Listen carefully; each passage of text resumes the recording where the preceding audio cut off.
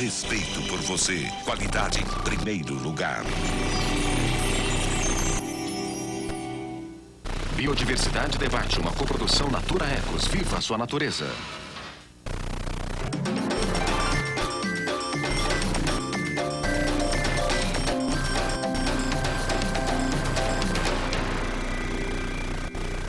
Olá, está no ar o Biodiversidade Debate, um programa mensal resultado da parceria entre a TV Cultura e a Natura. Hoje nós vamos discutir a relação entre a agricultura e a conservação das espécies vegetais e animais, um elo difícil de ser mantido nos atuais modelos agrícolas.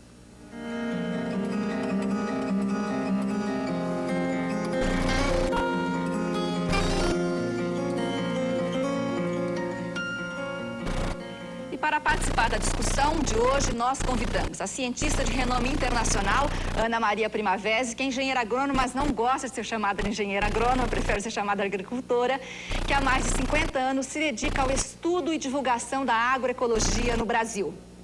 O biólogo João Paulo Capobianco, que assumiu a Secretaria de Biodiversidade e Florestas, pasta ligada ao Ministério do Meio Ambiente. O professor titular da Faculdade de Economia e do Programa de Ciência Ambiental da USP, Ricardo Abramovay. Ele tem vários livros e trabalhos publicados sobre a agricultura familiar. E ainda o professor titular da Escola Superior de Agricultura da USP, Paulo Kageyama, especialista em genética e biodiversidade de florestas tropicais. Também está presente aqui com a gente o jornalista debatedor Washington Novaes. Bom, e antes de iniciar o debate, nós vamos ver uma reportagem sobre a agricultura orgânica. É uma atividade agrícola que gera alimentos saudáveis, dispensa o uso de agrotóxicos e é compatível com a conservação da biodiversidade. O mercado mundial de orgânicos cresce em média 22,5% ao ano. No Brasil, estima-se que o plantio de orgânicos dobrou em 2002, mas ainda representa menos de 1% da agricultura.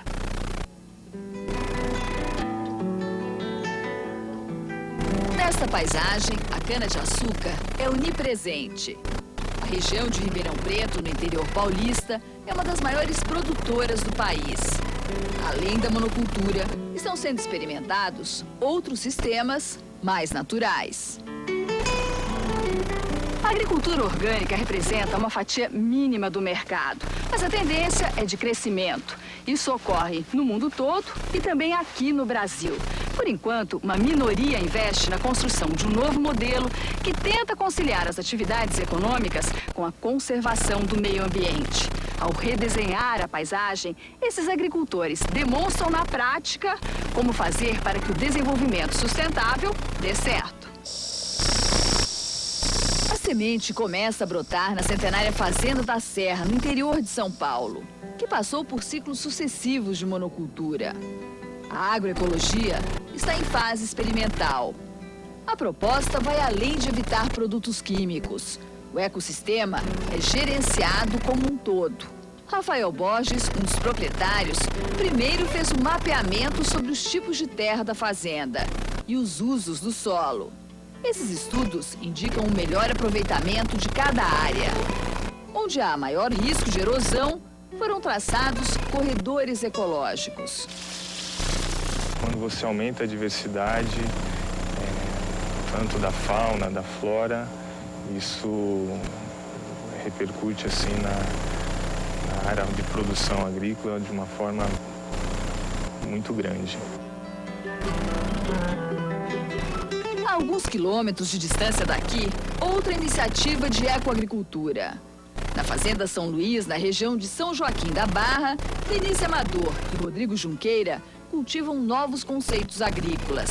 Na borda da mata, plantaram várias espécies juntas. A ideia é que não há concorrência entre as plantas, mas colaboração. Umas fazem sombra, outras servem de adubo verde.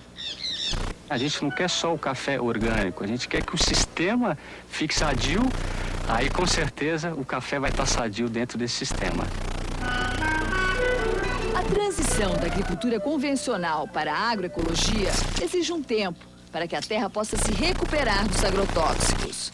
Além disso, a produção é em menor escala. Fatos que provocam resistência entre os grandes produtores rurais. Mas quem fez a opção aprendeu a superar os obstáculos. Principalmente na agricultura convencional, se usa todo o pacote agroquímico, né? Venenos e adubos químicos.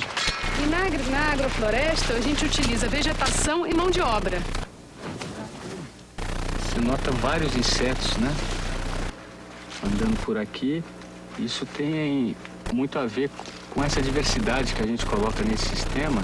São pelo menos 40 espécies aqui plantadas. Então chama uma diversidade muito grande. Então o perigo de ter alguma praga, a gente reduz cada vez mais. Então a gente considera que pelo menos uma planta puxa pelo menos mais 2 espécies, quer dizer, de outras formas de vida, né? Pelo menos 2, quer dizer, ou seja, quando ela floresce, puxa um polinizador e até também nas suas relações nas raízes, né? Que puxam bactérias, fungos, né?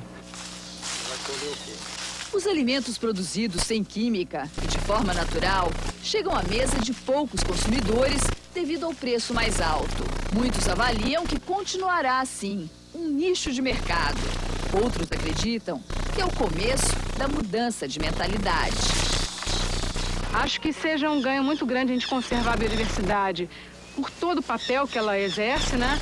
E por toda a conservação de água, né? E para as gerações futuras terem ainda um lugar ao sol, né? Uma possibilidade de existir ainda, né?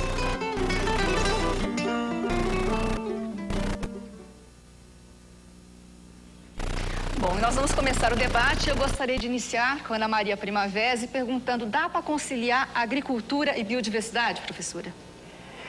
Eu acho que perfeitamente não, porque a agricultura sempre vai ser uma biodiversidade simplificada, porque o que a mata apresenta, a agricultura não pode apresentar.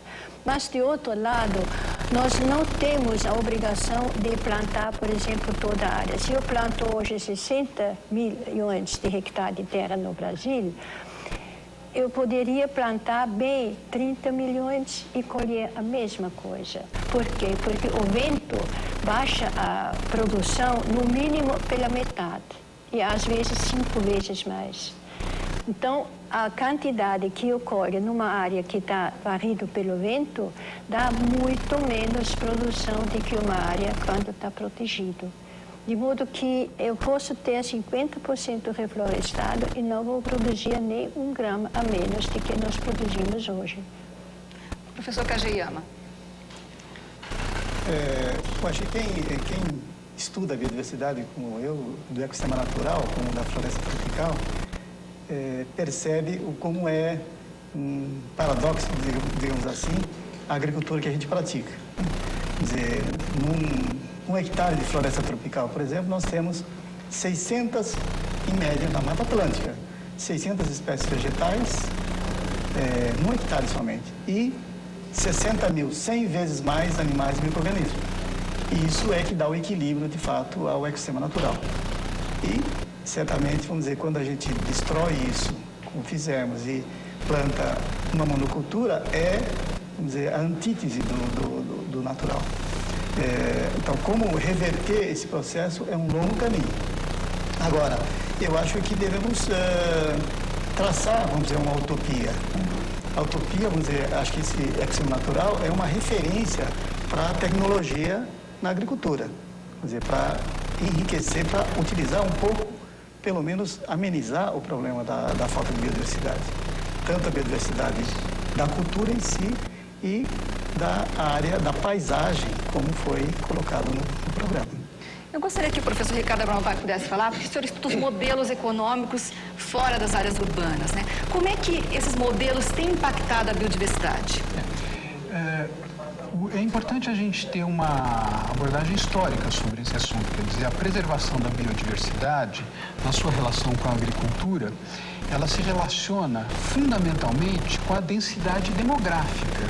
Sociedades com baixíssima densidade demográfica podem se alimentar, podem sobreviver com base em formas de exploração do meio florestal que permitem uma regeneração do meio florestal num prazo longo. São sistemas de rotação de terras praticados por comunidades indígenas e que permitem a preservação de uma grande parte da floresta.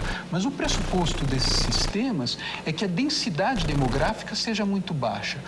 a civilização, quer dizer, o avanço da civilização e a massificação, a criação das cidades, desde as cidades antigas até as cidades contemporâneas, lançam o desafio de produzir em grande quantidade e produção de massa. Esse desafio foi enfrentado a partir da Revolução Industrial com a simplificação dos sistemas produtivos, e esta simplificação dos sistemas produtivos, o que muitas vezes é chamado de monocultura, é isso que hoje está em crise.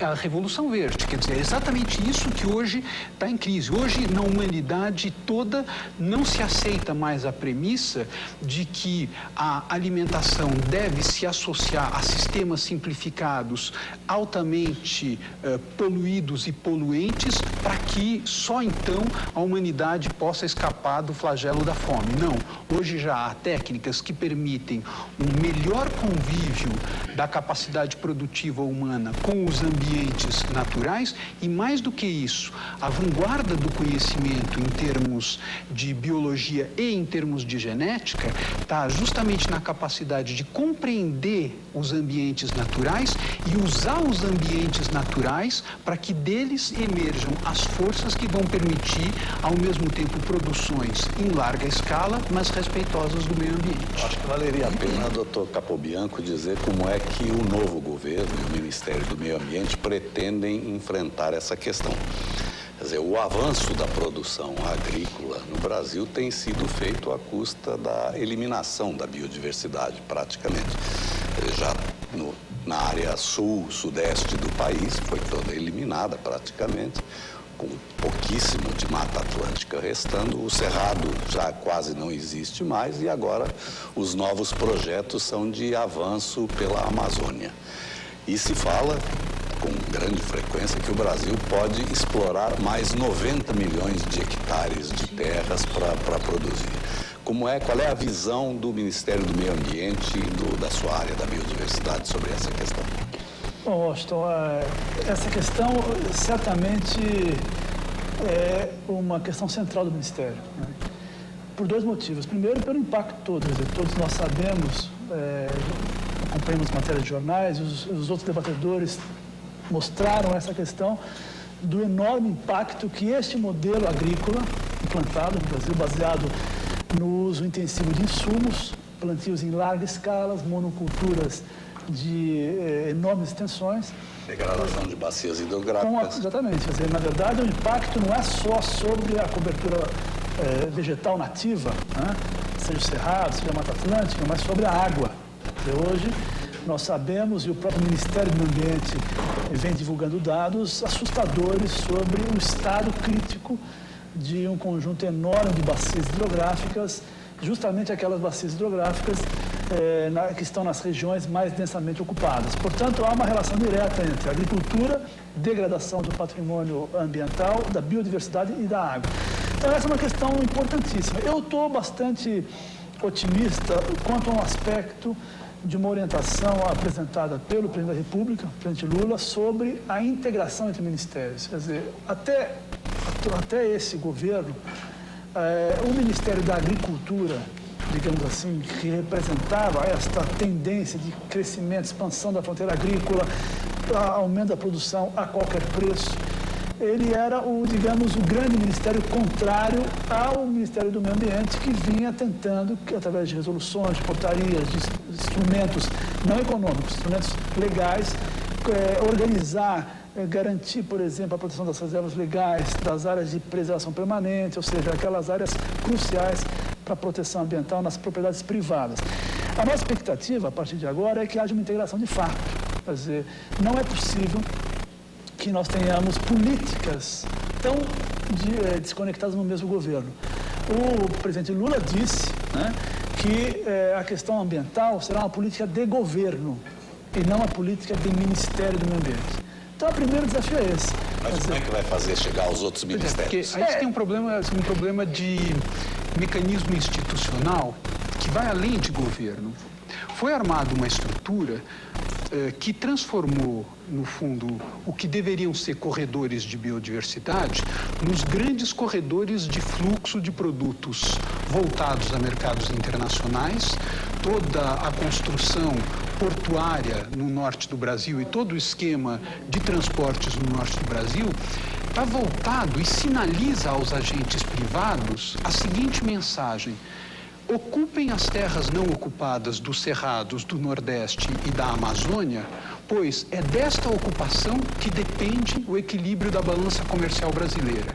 Essa mensagem não se traduz em nenhum texto de lei. Essa mensagem se materializa na existência de um conjunto de infraestruturas e na liberdade que os agentes privados têm de fazer um uso dessas terras ainda existentes neste sentido. Já existem estudos da Embrapa mostrando que é perfeitamente possível recuperar áreas degradadas de cerrado por meio de rotação, lavoura e pecuária, muito distante de agroecologia, muito distante de agricultura orgânica, simplesmente uma técnica elementar que é a rotação de lavoura e pecuária, que permitiria a recuperação dessas áreas e permitiria que se interrompesse imediatamente a devastação que até hoje se faz sobre os cerrados, sem a ocupação, portanto, de 1 metro a mais dessas cerrados. Mas eu acho que essa é a questão central que você coloca, que a doutora Ana Primavera abriu o debate. Quer dizer, você tem hoje, reconhecidamente, no Brasil, uma produção, uma capacidade de produção menor da necessária e da desejável. A Embrapa fala que é possível aumentar em 50% a produção sem ocupar nenhum hectare novo. Você pega o caso da criação de gado. Esse é um estudo que eu fiz particularmente há um tempo atrás, justamente no calor do debate do Código Florestal. Se você analisa a produtividade por hectare de um país como o Uruguai, que não é um país que tem uma tecnologia muito mais avançada do que nós, ou seja, não é um país que está na Europa ou nos Estados Unidos, é um país aqui também conosco, na América do Sul. O Uruguai produz em torno de 5 a 10, dependendo da região, cabeças por hectare. O Brasil produz em média 0,7 cabeças por hectare. Então, isso demonstra claramente, nós estamos muito longe do uso adequado da área já disponível. O que existe no Brasil é uma visão de que o solo é descartável, mas é tão grande o país, os cerrados são tão amplos, a Amazônia está tão conservada, há uma ideia de que você pode simplesmente expandir a fronteira agrícola e incorporar, aumentar a produção por aumento de área. E deixar o estrago atrás. Claro, o desafio é a inversão disso, o desafio é o aumento da produtividade. Portanto, não se trata aqui de uma proposta de uma redução do papel da agricultura numa balança comercial. Quer dizer, ninguém está propondo que se reduza a agricultura e se utilize uma outra forma de produção. O que está se propondo é um ajuste, mantém a agricultura com um excelente campo de produção, geração de renda, combate à fome, etc., mas reduzindo a área, não permitindo a expansão da fronteira agrícola. Isso é perfeitamente possível pelos dados oficiais, inclusive. Professora. Posso dizer uma coisa? O problema que eu vejo que o Brasil é um país tropical. E nós temos ecossistemas completamente diferentes dos europeus. E nós utilizamos a tecnologia 100% dos americanos de clima frio. O Uruguai já tem um clima mais moderado, menos tropical, quase temperado. Por isso ele consegue produzir mais, não porque está melhor, é simplesmente porque nós usamos uma metodologia completamente aversa, oposto à nossa realidade.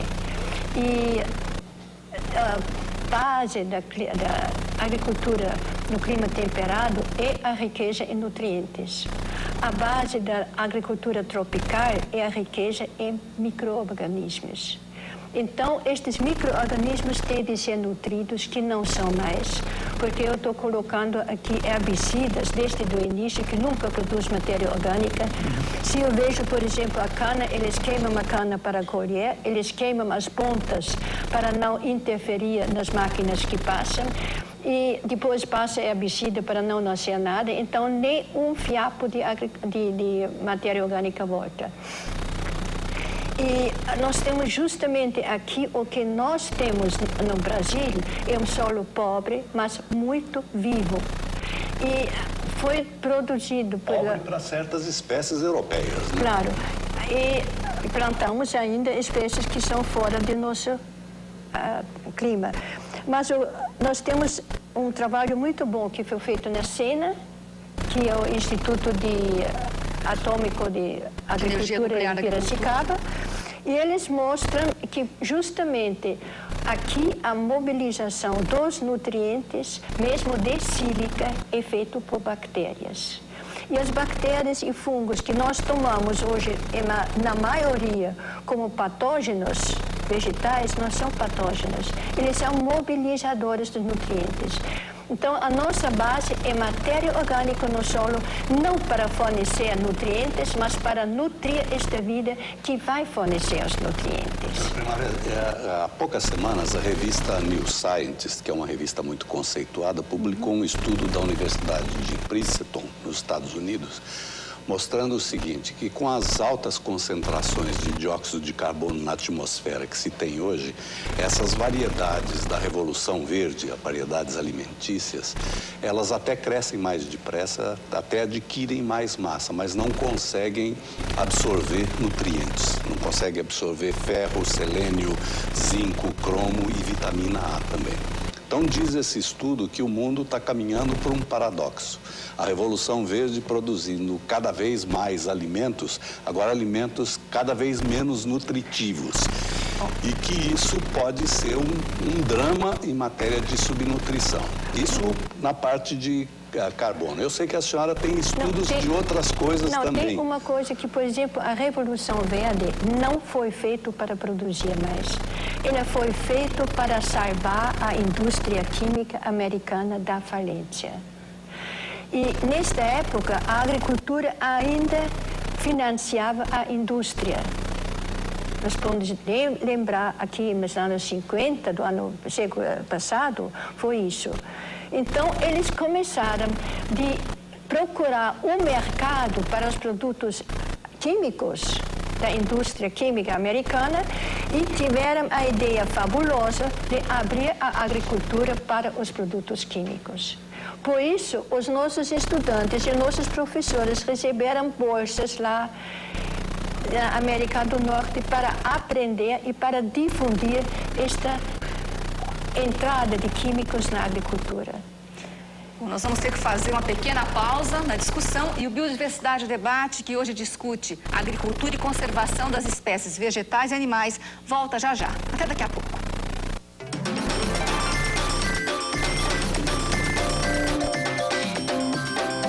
No Domingo Melhor é uma atração melhor que a outra.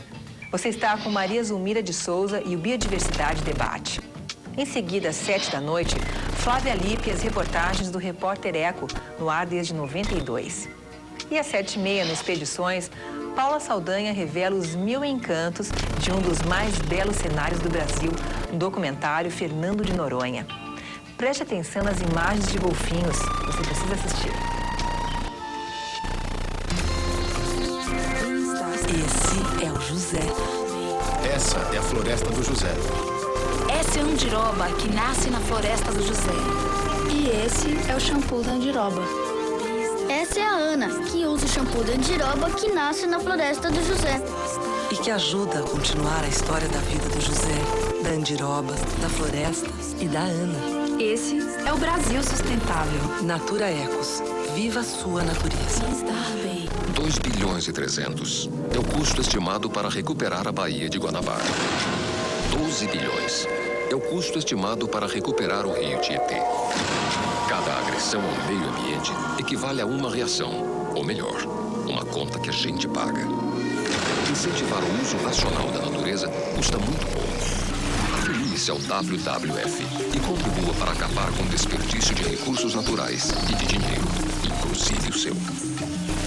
Cultura, domingo, às 8 da noite, Planeta Terra leva você até o deslumbrante mundo dos litorais africanos. Você vai percorrer os paraísos naturais de um mundo quase inexplorado. A África Selvagem, série inédita no Planeta Terra, 8 da noite. Cultura, domingo.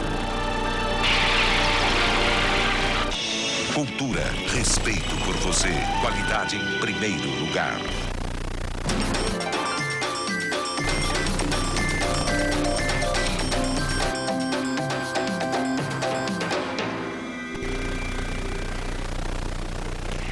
Biodiversidade Debate está de volta. Hoje nós discutimos a relação entre a agricultura sustentável e a conservação de espécies vegetais e animais.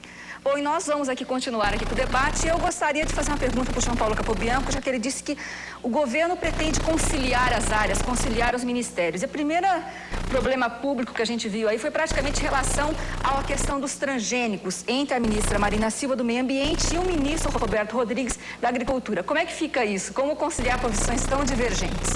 Olha, essa é uma questão, na realidade, clara para nós, no Ministério do Meio Ambiente. Quer dizer, a atribuição de dispensar ou exigir estudo de impacto ambiental para qualquer atividade com grande potencial de impacto, como é o caso da soja transgênica, é uma atribuição do Ministério do Meio Ambiente. Assim como a atribuição para dispensar ou não estudos com relação à saúde é do Ministério da Saúde.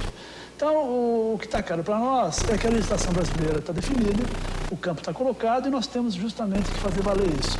Quer dizer, no caso da soja transgênica da Monsanto, essa aqui, eu acho que todos os nossos telespectadores aqui sabem disso, mas é sempre bom frisar, quer dizer, além do problema do gene, da possibilidade do gene migrar para o ambiente natural, provocando impactos, existe uma questão direta, que é o fato do herbicida utilizado, no caso da soja transgênica, eliminar por completo qualquer outra forma de vida vegetal que competiria com aquela espécie, ou seja, a soja seria a única espécie sobrevivente no período do plantio, em áreas de milhões de hectares. Não são áreas de 5 ou 10 hectares, milhares de hectares, né? Então, é uma questão que está clara para nós, que exige estudo de impacto ambiental, e esse conflito terá que ser dirimido dessa forma. Quer dizer, a nossa proposta, inclusive, a ser levada para o governo, com uma postura de governo, é que o governo desista da ação, porque, na realidade... Ação judicial que está em curso. Exatamente, existe uma ação judicial em curso, porque foi autorizado o plantio de soja transgênica, não pelo Ministério do Meio Ambiente. Essa autorização foi suspensa por uma ação judicial e houve recurso, no qual o governo participa. Então, a ideia é que se retire esse recurso e se discuta uma agenda positiva onde a questão da avaliação de estudo de impacto ambiental esteja garantida, porque é a única forma de que nós tenhamos estudos adequados para esse assunto e, mais do que isso, que os diferentes atores da sociedade possam participar. Nós não podemos tomar uma decisão estratégica como essa no Brasil sem que a sociedade, a academia, os setores, os movimentos sociais possam participar do debate para que juntos possamos chegar a uma conclusão sobre a autorização ou não deste tipo de atividade no Brasil. Capobianco, haverá tempo capaz de readequar essa questão? Eu pergunto pelo seguinte, há poucos dias agora, o Ministério da Agricultura brasileira informou à China, que é uma grande compradora de soja brasileira, que não tem condições de certificar que a soja exportada pelo Brasil não seja transgênica, porque a China exige essa certificação, ou de que é transgênica ou de que não é transgênica. E o Brasil não pode certificar nenhuma coisa nem outra, porque ficou perdido durante anos numa política ambígua que permitiu que se chegasse aí. E hoje se tenta até mesmo criar um fato consumado. Há quem diga que 70% da produção já é de transgênicos ou 50% e que não há mais possibilidade. O senhor acha possível ainda reverter essa questão e se chegar a termos adequados? Não, com certeza. Por quê? Primeiro, o que o governo brasileiro disse à China não é que ele não pode certificar de que a soja seja não transgênica, é que ele não pode garantir que no embarque de soja não contenha parcelas de soja transgênica. Então é diferente, quer dizer, não há um descontrole absoluto, né? Não se perdeu totalmente o controle. Mas não existe sistema de certificação implantado. Não, exatamente. Então, quer dizer, o que nós temos hoje? Uma atividade marginal que se estima de produção de soja transgênica, que é ilegal. Portanto, ela está sendo feita à revelia da lei, assim como há madeira sendo exportada da Amazônia, que é ilegal. Se nós não podemos partir do pressuposto seguinte, já que há madeira ilegal saindo da Amazônia, então não se deve controlar, porque já é fato consumado. Não é verdade, não é fato consumado. Existe uma tentativa de inflar as estimativas, dizendo que há uma enorme produção de soja transgênica, portanto já é um fato consumado. Não é verdade. Quando ninguém sabe quanto é. Ninguém sabe. O que se sabe é que no Rio Grande do Sul há uma maior concentração, né? E que há muito menos plantio em outras regiões mais ao norte não tem praticamente soja transgênica. Então, na realidade, o que tem que ser feito? Essa fiscalização, esse controle, isso é fundamental, e o processo de licenciamento seguindo a legislação brasileira. Se ao final do processo de estudo de impacto ambiental, de debate público com a academia, os setores sociais, houver por bem de aprovar isso, será uma decisão da sociedade brasileira. E a implantação de sistema de certificação, qualquer que seja o resultado. Claro, isso é urgente e imediato. Eu gostaria que o professor Kajima pudesse falar um pouco sobre isso e também falando se o Brasil está perdendo uma oportunidade. Nós estamos falando de agricultura e biodiversidade, estamos aqui falando de monocultura, de cultura transgênica, né? De cultura transgênica. Gostaria que o senhor falasse um pouco sobre isso. Bom, fora essa questão de ética, econômica e da saúde, né, vamos dizer, que está se discutindo, tem a questão, vamos dizer, da biodiversidade. Nós estamos discutindo aqui a biodiversidade brasileira. Nós somos, sem dúvida nenhuma, o país campeão de biodiversidade do mundo. 20 a 25% da biodiversidade do mundo está aqui nos nossos ecossistemas naturais. É lógico que o grande problema, vamos dizer, que existe nesse sentido é o fluxo gênico, digamos, o gene escapar e ir para espécies relacionadas ou variedades locais relacionadas com a cultura transgênica. Por exemplo, né, o milho, que quando plantado lá no México, a uma distância muito grande, a dezenas de quilômetros, ele contaminou as variedades locais, inclusive onde é o centro de origem do milho. Nós aqui temos, por exemplo, o algodão. Né, temos várias variedades, raças, vamos dizer, selvagens, né? E temos também variedades locais. O Nordeste todo é cheio de algodão. E o governo já estava se preparando, até nos chamou para uma investida no algodão BT, né? Que é o segundo mais importante, né? E que é transgênico. Exatamente, que é, vamos dizer, um algodão inseticida. Não é herbicida, não é resistente a herbicida, mas é o algodão que é o próprio inseticida. Né? É muito mais grave. Professora. Bom, eu só queria dizer, tanto faz se é prejudicial para o homem, para a vegetação. O problema do transgênico é o seguinte, por exemplo, eu combato com andar toda amendoim bravo na soja. A soja está limpa, por enquanto estava muito infestada. Mas o problema era que o amendoim bravo indicava a deficiência de molibdênio. Matei o mensageiro que me dizia que falta, mas a deficiência continua. Ou eu planto, por exemplo, o milho BT, que é o milho que está com folhas intoxicadas, com proteínas tóxicas, para não poder ser comido por algum lagarto. Então, eu tenho o lagarto do cartucho que não aparece mais, porque o milho intoxica o lagarto. Bom, mas o lagarto do cartucho somente apareceu em plantas deficientes de boro. O lagarto não aparece mais, mas a deficiência de boro continua. E nós temos hoje, por isso, na América do Norte, das verduras que são mais BT que existem, não? Tem, das culturas grandes, acho que tem só 5 variedades, espécies de BT, o resto é em verdura. Ele já tem 20 a 24% destes BT necessitam agrotóxicos também. Por quê? Porque a deficiência é tão grande já na vegetação que não tem mais maneira de proteger simplesmente pelo transgênico. E o pior, que este alimento vai ser fornecido para as pessoas que são super deficientes também destes elementos e que causam uma série de doenças. Eles, por exemplo, o voisin já ligou a falta de boro ao câncer. Nós temos agora na América do Norte, eles ligam a deficiência de cobre que existe para crianças paraplégicas que nascem com paralisia. E nós sabemos perfeitamente que, por exemplo, se tem a deficiência de zinco, temos crianças débeis mentais. E estes aumentam muitíssimo. Na China, eles, por exemplo, juntaram 1.400 crianças débeis mentais, deram zinco e recuperaram todos. Ficaram normais e até muito inteligentes, em parte.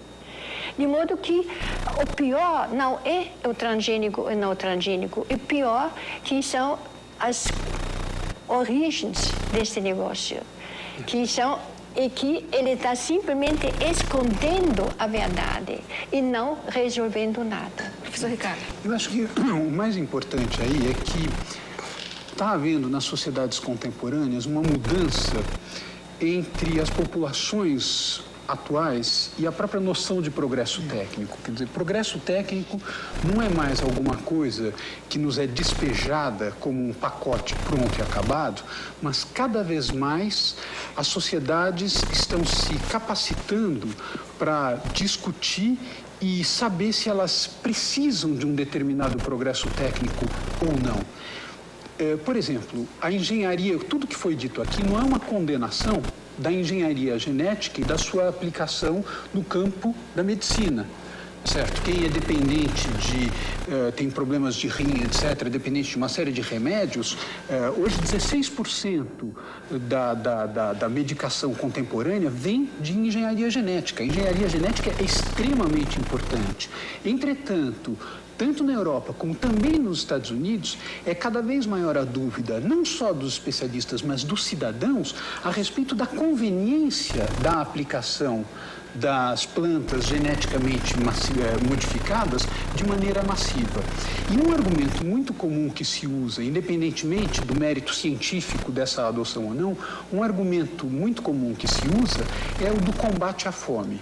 E é muito importante deixar claro que esse argumento, segundo o qual é necessário adotar plantas geneticamente modificadas porque a população mundial vai aumentar 50% até 2050 e que, portanto, nós precisamos aumentar a produção de alimentos e que isso só pode ser feito graças a transgênicos, esse é um argumento que não se sustenta. Inclusive porque já tem mais alimentos do que se consome. Sim. E tem 800 milhões passando fome. Exatamente. Primeiro lugar, isso é importante. Segundo lugar, quem são as populações famintas, realmente famintas, passando fome mesmo, ou seja, se alimentando com menos de 1.600 calorias diárias no mundo todo? Quem são esses 800 milhões de habitantes? São basicamente populações que vivem da agricultura, populações que vivem no meio em que se pratica a agricultura e que vivem da agricultura. Curiosamente, a pesquisa para plantas geneticamente modificadas não é uma pesquisa que se volta fundamentalmente para estas populações, mas é uma pesquisa que se volta para agricultores capazes, tendo renda para adquirir produtos geneticamente modificados. Portanto, não é com produtos geneticamente modificados que você vai resolver o problema da subalimentação nas áreas famintas. O problema da subalimentação nas áreas famintas será resolvido, sobretudo, pela compreensão mais refinada dos sistemas produtivos já existentes e pelo melhoramento desses sistemas produtivos, que é o que vem fazendo não só engenheiros agrônomos trabalhando nesse sentido, como a doutora Primavesi, mas um conjunto amplo de organizações não governamentais, como a Associação Serviços Projetos Tecnologias Alternativas, a APAEB na Bahia, que vem, por exemplo, patrocinando sistemas de convivência entre sisal e caprinocultura. Esse é o sentido de vanguarda do progresso técnico que pode beneficiar as populações pobres e não a introdução de um conjunto de modificações que só serão acessíveis aos a populações exatamente, que dispõem de renda. Mas eu gostaria de colocar para o doutor Capobianco na questão da biodiversidade o seguinte: as discussões internacionais hoje se centram em grande parte na questão de limites. Quer dizer, nós já estamos ultrapassando ou já ultrapassamos limites que não podemos. Nas mudanças climáticas e vários relatórios dizendo isso, já estamos consumindo muito além da capacidade de reposição da biosfera, seja de recursos naturais, seja de serviços. Se a questão é essa, é a escassez de recursos e de serviços naturais, um país como o Brasil, que tem, como foi assinalado aqui, a maior biodiversidade do planeta, maior disponibilidade de recursos hídricos, um território continental, sol o ano inteiro, o Brasil não deveria fazer disso o centro da sua estratégia? Não deveria ser esta a estratégia de um novo governo como o que o senhor está? Não, isso com certeza, Washington.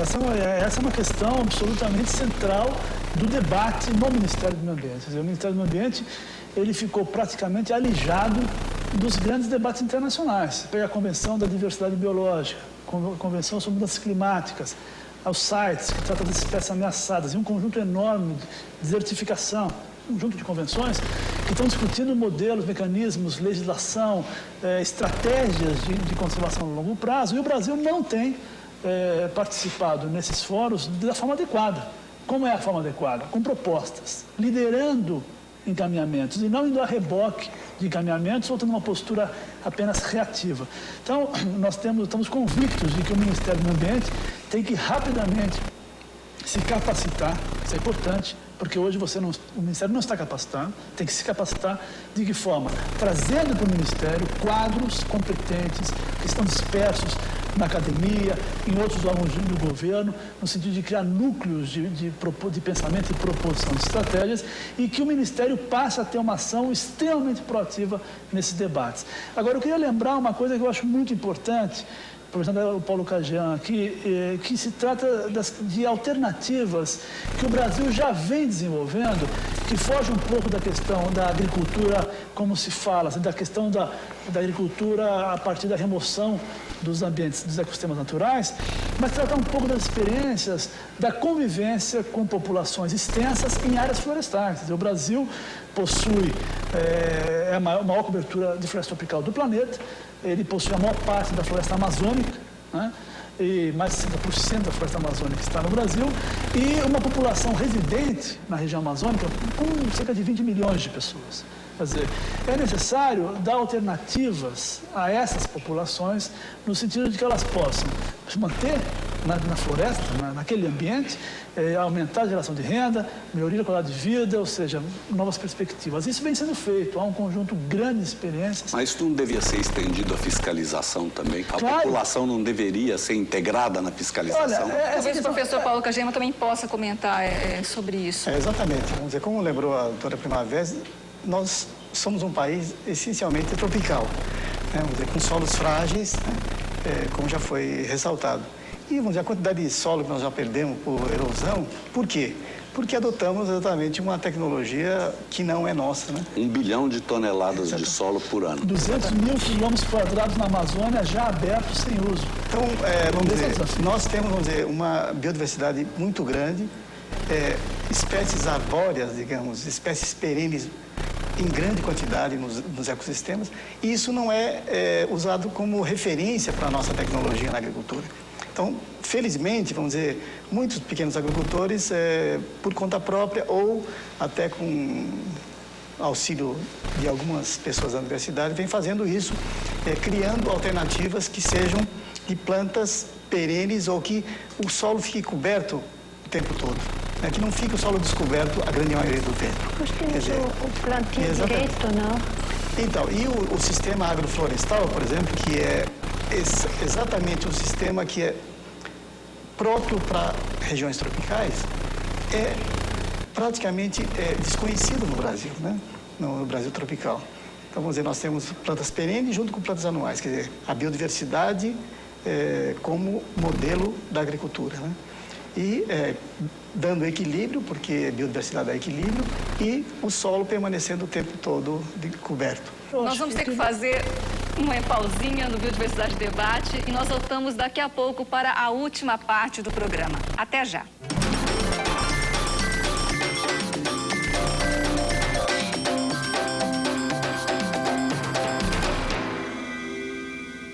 No Domingo Melhor é uma atração melhor que a outra. Você está com Maria Zulmira de Souza e o Biodiversidade Debate. Em seguida, às 7 da noite, Flávia Lippe e as reportagens do Repórter Eco, no ar desde 92. E às 7h30, no Expedições, Paula Saldanha revela os 1000 encantos de um dos mais belos cenários do Brasil, no documentário Fernando de Noronha. Preste atenção nas imagens de golfinhos, você precisa assistir. Esse é o José. Essa é a Floresta do José. Essa é a andiroba que nasce na Floresta do José. E esse é o shampoo da andiroba. Essa é a Ana, que usa o shampoo da andiroba que nasce na Floresta do José. E que ajuda a continuar a história da vida do José, da andiroba, da floresta e da Ana. Esse é o Brasil Sustentável. Natura Ecos. Viva a sua natureza. Todo mundo sabe que homo rende muito, né? E só pra provar isso, com apenas uma caixa, vamos lavar as meias que mais de 2.000 crianças dessa cidade estão usando agora. Quer ver?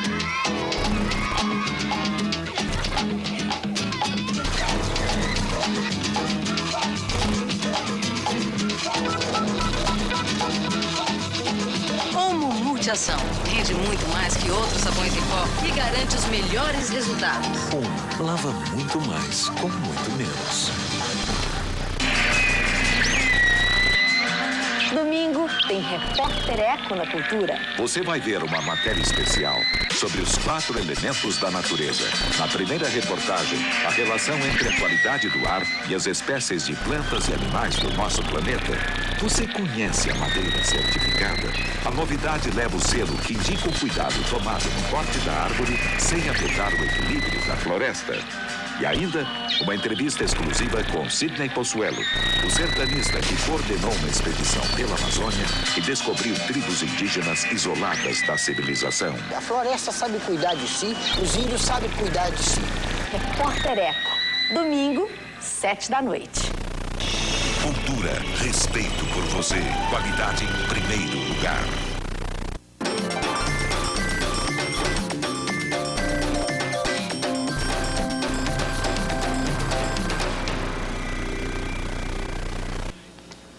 Nós voltamos com a parte final do Biodiversidade Debate, que hoje trata da relação entre a agricultura sustentável e a conservação das espécies vegetais e animais do Brasil.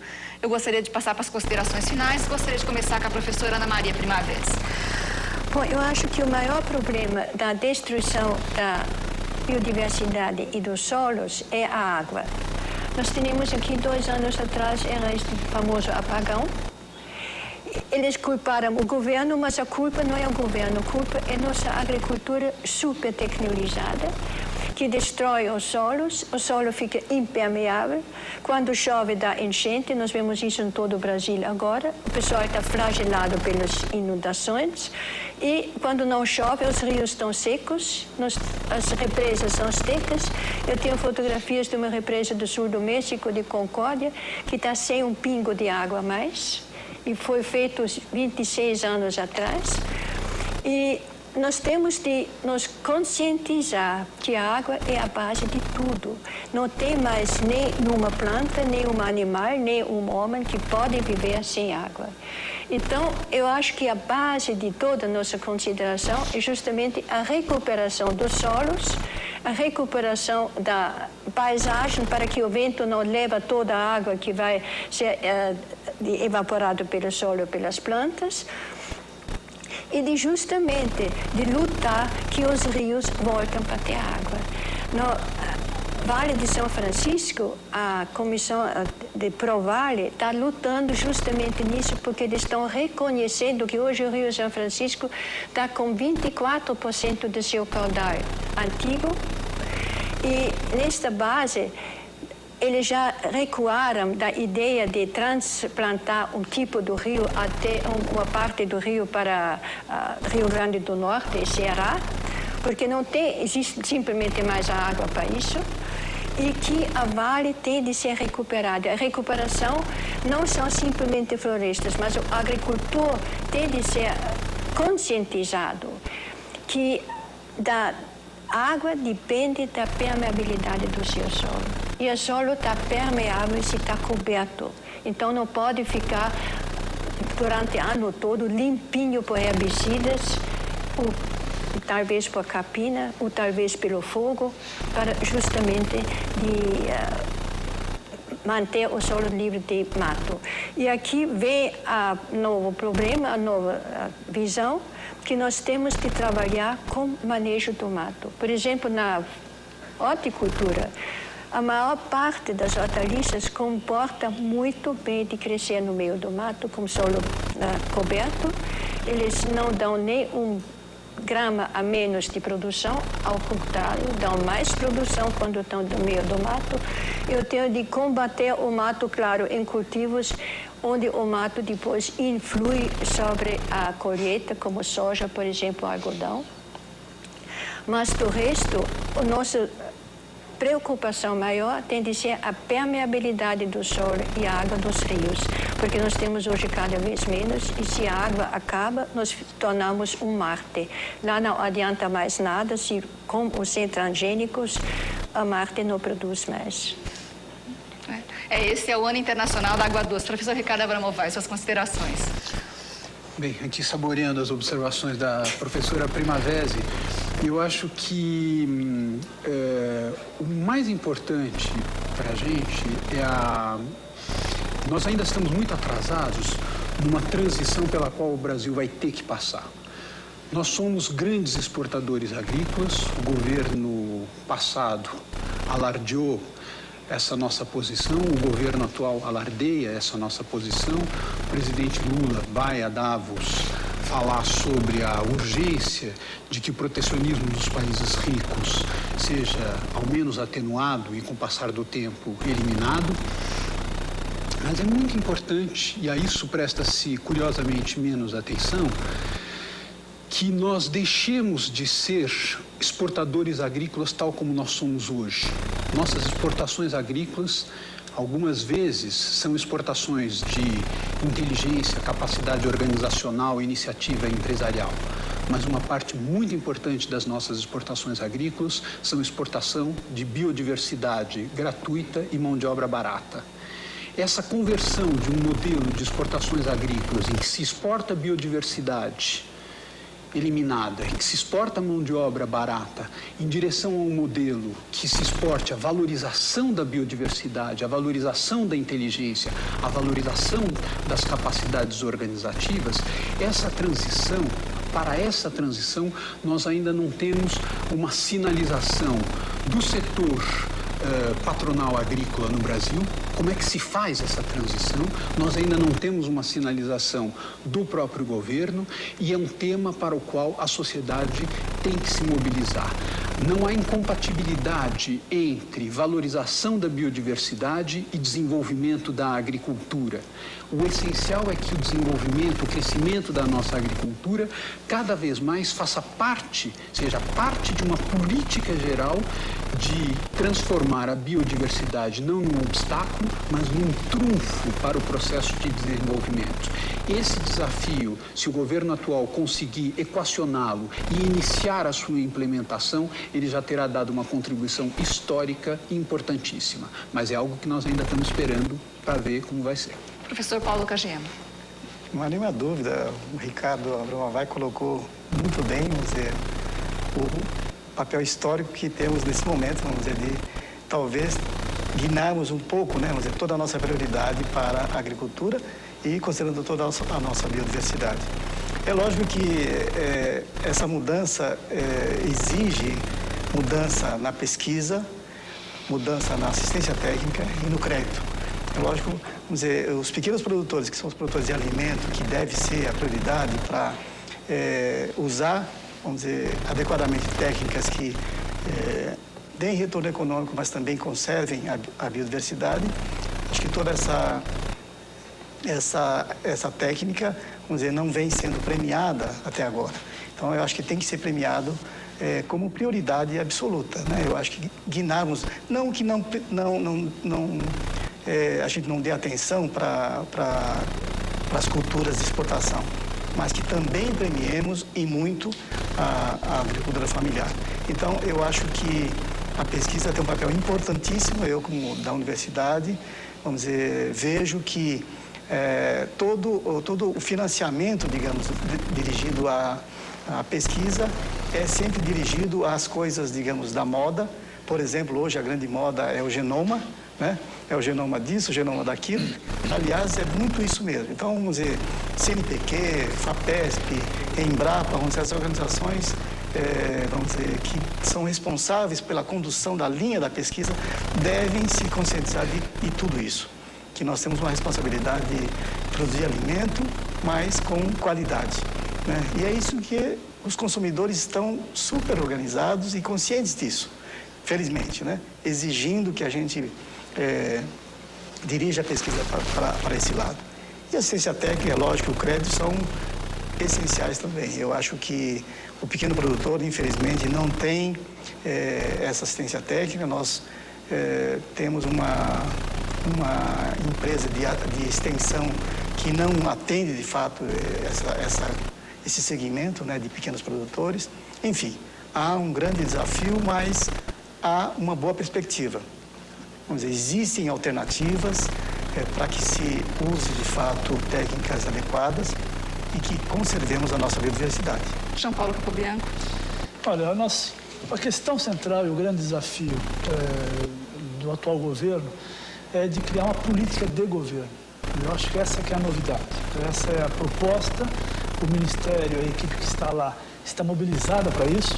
Aliás, é esta ideia que levou ao Ministério um conjunto de pessoas de tradição no debate sobre a questão da conservação ambiental no Brasil. E essa política de governo implica no quê? Implica numa visão integrada do governo. Quer dizer, não é possível manter posturas antagônicas entre ministérios. Não é possível manter posturas antagônicas entre agentes financiadores. Quer dizer, nós não podemos persistir num modelo onde o Ministério do Meio Ambiente financia, através de recursos do programa piloto, por exemplo, para a Amazônia, experiências extremamente importantes do uso sustentável dos recursos florestais, atividades agroflorestais, com alguns milhões. E no mesmo governo injeta bilhões no modelo predatório da expansão das flotas a qualquer preço. Isso não pode continuar. Então, foi sobre esta perspectiva que a ministra Marina Silva foi convidada. Ela expressou isso claramente quando nos convidou para a sua equipe. Nosso desafio é uma política de governo. Ora, se nós formos capazes de criarmos laços, vínculos entre os diferentes agentes de governo, para que haja uma política de governo onde a questão da biodiversidade seja uma das questões estratégicas, seja vista como uma oportunidade e não como um obstáculo, isso será um grande avanço. E mais do que isso, acho que o outro desafio é trazer a sociedade para esse debate. Eu acho que a população brasileira também não entende exatamente o que é essa biodiversidade, é uma coisa meio técnica, parece que fora do alcance. Nós temos que demonstrar que a biodiversidade faz parte da cultura brasileira, da vida do brasileiro. Então, se nós temos uma política de governo e a população mobilizada na defesa desses interesses, certamente nós vamos poder avançar. Eu queria só lembrar, para deixar claro como esses links são possíveis, o caso agora da reforma tributária. Então, nós temos aí uma possibilidade enorme de, através de instrumentos econômicos, introduzirmos estímulos, incentivos à conservação e ao uso sustentável da biodiversidade.